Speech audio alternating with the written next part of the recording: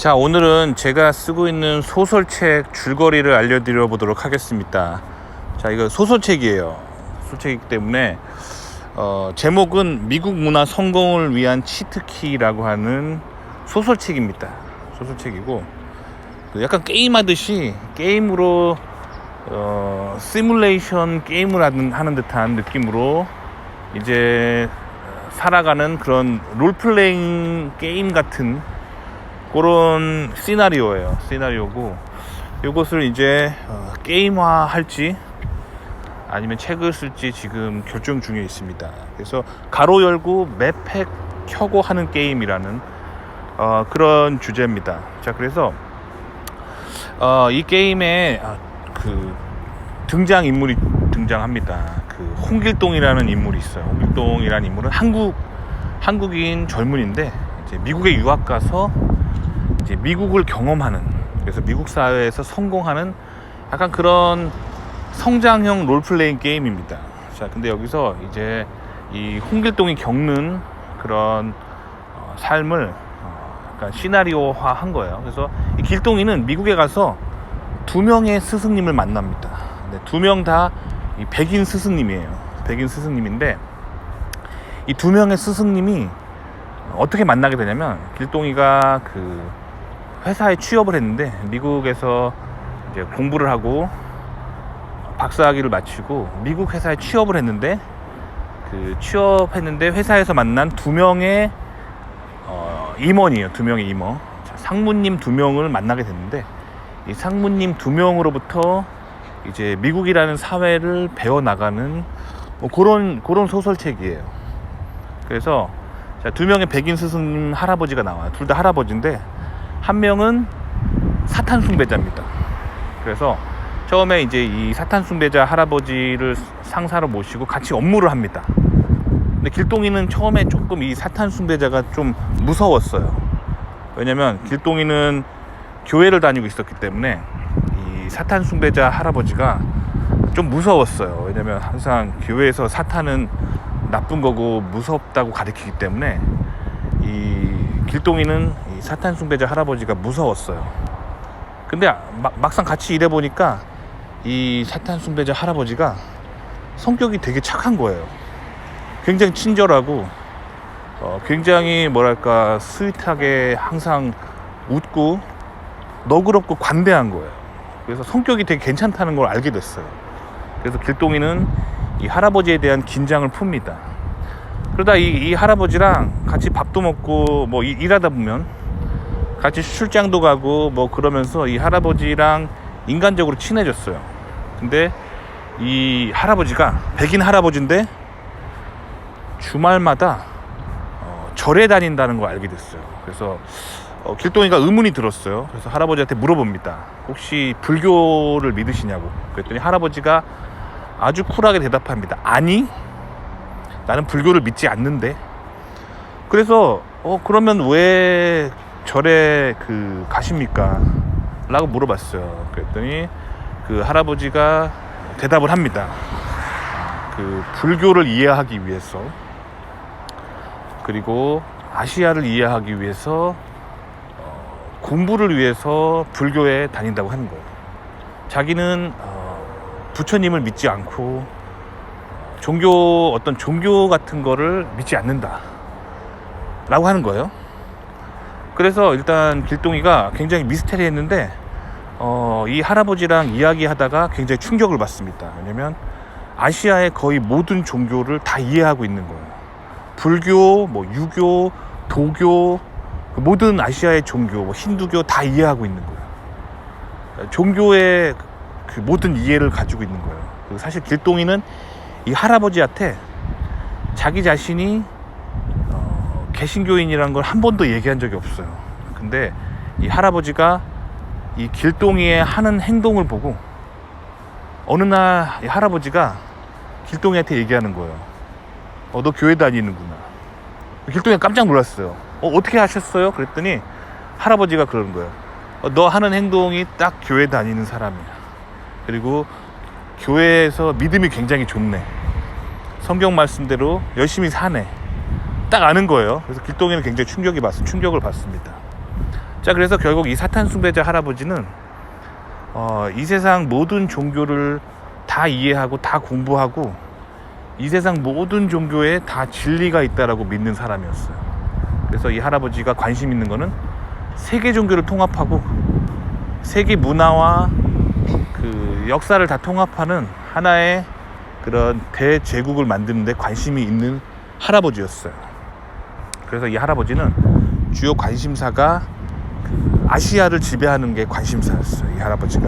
그래서 이 할아버지는 주기적으로 아시아에 가서 아시아의 모든 회사들을 좋은 관계를 맺고 아시아의 그 모든 노동력들을 파악한 다음에 그걸 바탕으로 이 할아버지는 위대한 테크놀로지를 만들어냅니다. 그런데 사실은 이 아시아를 착취하고 있는 나쁜 사람이에요.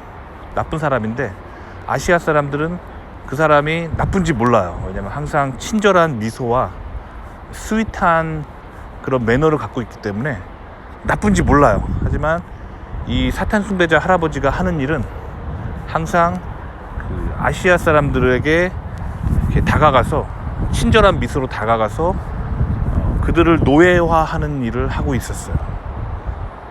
자, 이게 그 길동이가 만났던 사탄 숭배자 스승입니다. 자, 그 다음에 이제 길동이는 또 회사 생활을 하다가 또 다른 상무님을 만나게 됩니다. 자, 이 상무님은 굉장히 교회를 열심히 다니고 굉장히 개신교적인 가치관을 가진 그 청교도인이었어요. 심지어 그 고향도 영국의 스코틀랜드 출신이래요. 그런 사람입니다. 그래서 굉장히 그 성경 말씀대로 살려고 노력하는 거예요. 이 할아버지는 신기한 게 실리콘밸리에 살면서 그 테크놀로지의 고장이라는 실리콘밸리에 살면서 퇴근하고 집에서 하는 취미 생활이 있는 거예요. 그건 뭐냐면 자기 집 앞마당에서 벌을 키우는 거예요. 양봉장을 하는 거예요. 양봉장. 근데 돈 벌려고 하는 게 아니에요. 돈이 필요 없어요, 이 사람은. 그런데 왜 그걸 하냐 물어봤더니 벌을 키우는 것이 너무 즐겁다. 처음에 이렇게 말하는 거예요. 벌을 좋아해서 직접 벌을 짜서 꿀을 짜서 가족들과 먹기 위해서 직접 그 마당에서 벌을 키운다 하는 거예요. 그래서 돈 벌려고 하는 게 아니라는 게 확실해요. 놀러가 보니까 정말 그 벌 딱 한 통만 하는 거야.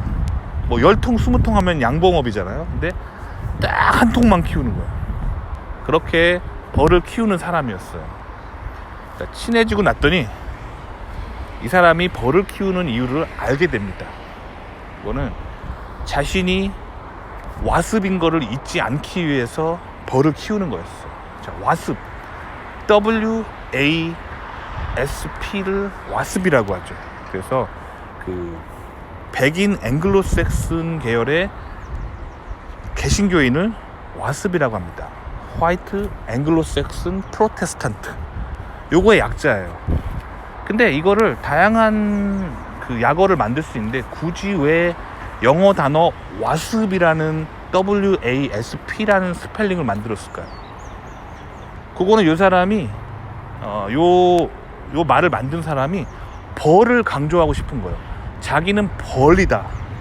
요걸 강조하고 싶은 거예요. 자, 그러면 서구 문명에서 벌이 의미하는 거를 이해해야겠죠. 자, 벌은 하나님의 나타나심이라는 뜻이에요. 서구 문명에서. 그래서 그 사사기에 보면 그 유래가 나옵니다. 자, 벌은 이제 그 사사기에 그 삼손 이야기가 나오죠. 근데 그 사람들이 굉장히 잘못 알고 있는 건 삼손과 데릴라를 주제로 한 영화에서 항상 삼손을 나쁜 놈으로 묘사합니다. 여자 좋아하고 여자에 빠져서 인생 망친 그런 뭐랄까 페르냐 같은 그런 모습으로 삼손을 묘사하잖아요.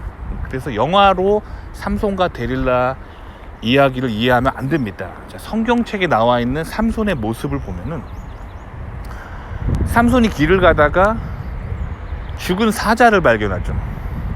그리고 죽은 사자의 몸 안에 꿀이 있다는 걸 발견하고 자, 그 꿀을 먹습니다. 하지만 당시 이스라엘 사회에서는 죽은 동물의 몸에 있는 거, 그거를 먹으면 안 돼요.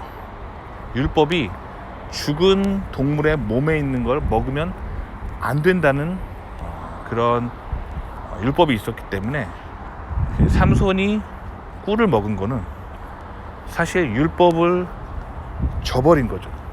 율법을 무시하고 꿀을 먹은 거죠. 자, 그게 의미하는 게 뭐냐면, 삼손은 율법이 의미하는 것보다 그 꿀이 가지고 있는 진정한 달콤함을 알았기 때문에 율법보다 꿀을 향해 더 다가간 거예요.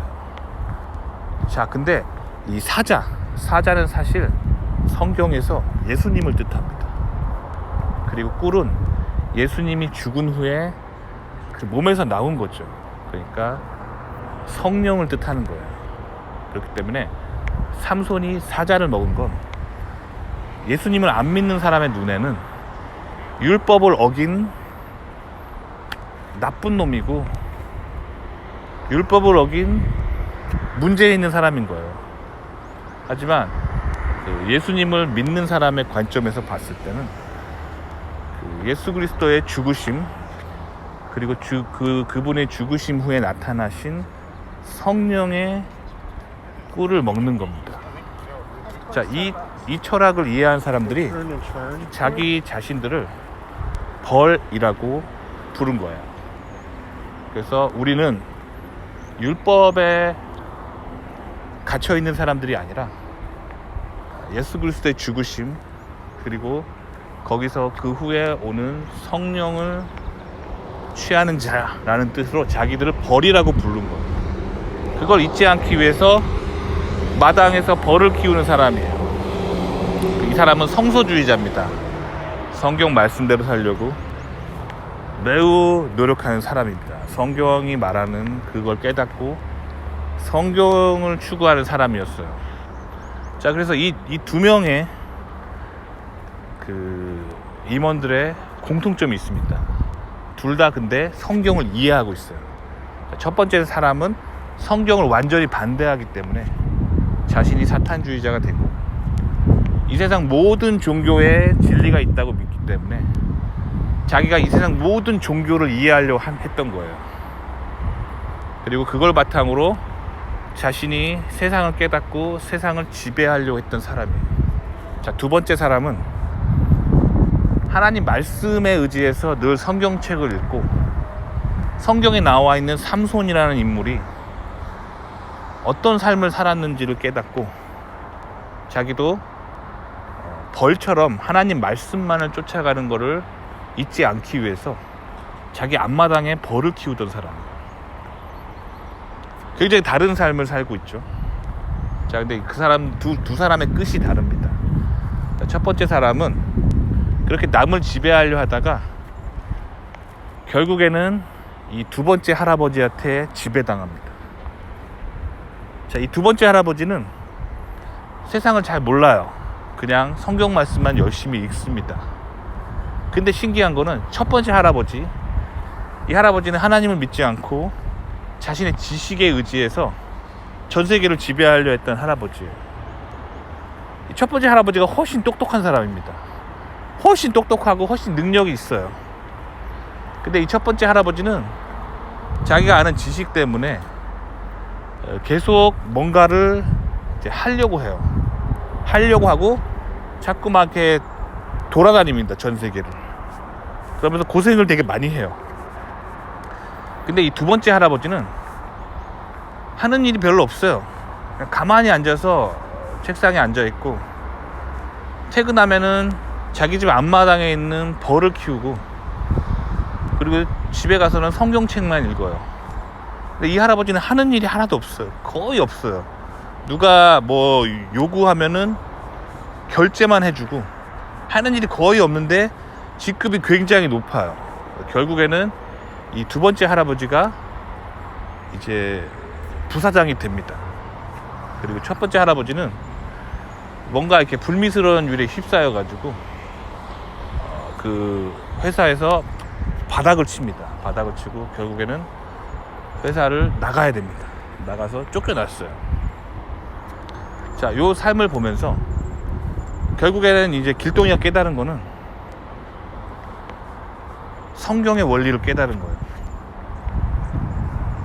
하나님을 모른 채 세상 지식을 가지고 지식을 붙들고 살면은 결국에는 자신이 고생하게 되는 거예요.